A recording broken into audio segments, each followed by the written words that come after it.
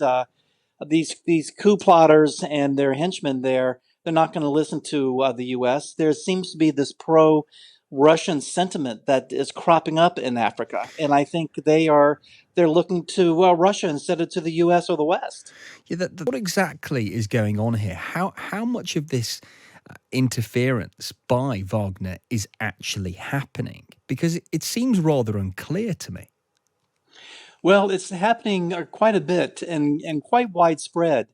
We know Wagner popularly now because of their involvement in Ukraine, both Prigozhin and his antics, as well as the cutthroats that he has gotten out of jails who make up his forces in Ukraine. But like you point out, they're in Africa too, and that's really where they began a lot of their work was Africa, Syria. They've been around doing the dirty work of Vladimir Putin, and they're back at it. So it's not just the Ukraine headlines or Belarus now, but it's also they've raised their heads there back in Africa, and it's quite alarming.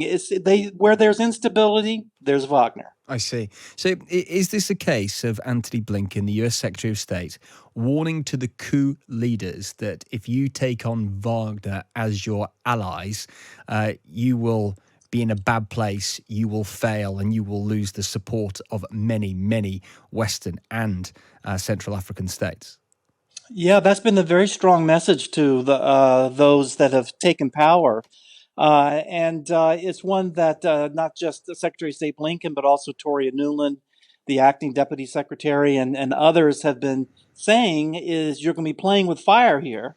And we'll see if it has any impact. I have a feeling that these coup plotters and their henchmen there, they're not going to listen to the U.S. There seems to be this pro-Russian sentiment that is cropping up in Africa, and I think they're looking to Russia instead of to the U.S. or the West. Yeah, that's a good point. We see people flying the Russian flags in the Niger capital. Some support from local people wearing Russian colours. How have they gained this kind of influence in a place like Niger?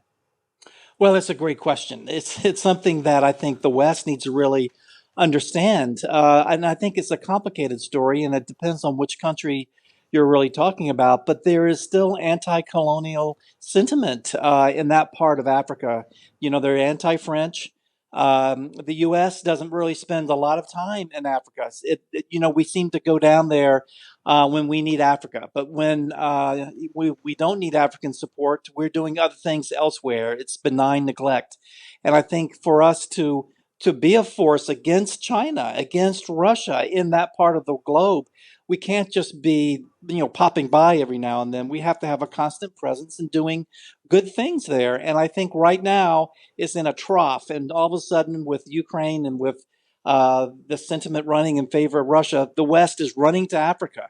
U.S. and other leaders are popping up in places in Africa they've never been to before, or in the Pacific too, because of China. And so I think we're seeing that when you neglect that part of the world, uh, they're going to turn to other people, and we shouldn't be surprised about that. And I think we're seeing that right now. Well, I've spoke about this a number of times over the last week. It's the Sahel stretches right the way east to west across the central band of Africa, much of it desert.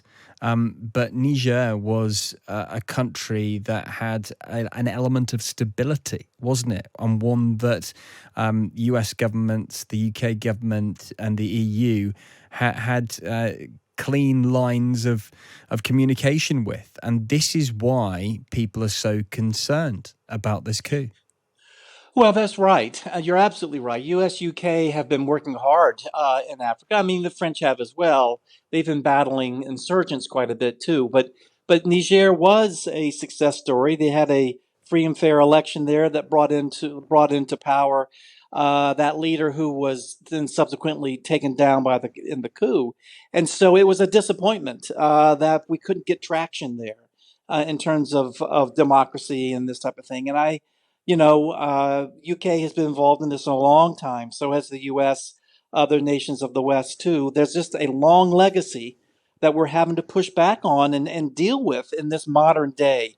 And it calls for sustained attention and senior level attention, certainly hit with the U.S. And I think that's the lesson for us right now is that when we're not there, the others are, and that includes Wagner. Jim, I suppose what seems to be rather clear from this coup is that they don't seem to be too interested in what anybody from the outside says. They don't seem to have too many friends on the states surrounding them. I'm talking about specifically Mali and Nigeria. They don't seem to be listening to the US diplomats who are speaking to the coup leaders. They seem perfectly content on letting all these deadlines go by. There's a threat of military action from neighboring states, which seems to be dissipating to an extent. And it seems like that they're going to succeed. Well, I think you're probably right. The UN has a role here. ECOWAS, the African group, Yeah. has a role here too. And I think for the U.S., just speaking for the U.S., sometimes we can be effective with our diplomats if the situation allows for that kind of work of the U.S. diplomats. But I think in this case, as you point out, they might give us an audience, but they're not necessarily going to listen to us. And I think that's also what happens in coups. They're not listening to other people. And when a coup happens, they're out there to protect themselves, to protect the gains that they've made. The coup plotters. This is something that they're not open to talking or doing what someone, particularly from the West, is going to say to them. So I think what we're really seeing here are these coup plotters going in their own direction. They can get lots of advice from the West, but that doesn't mean they're Yeah. listening. And I do think though that the UN might have a better shot at bending their ear, but maybe some of the other neighbors. But I don't think it's for the U.S. I think it's too late for us to have an impact there.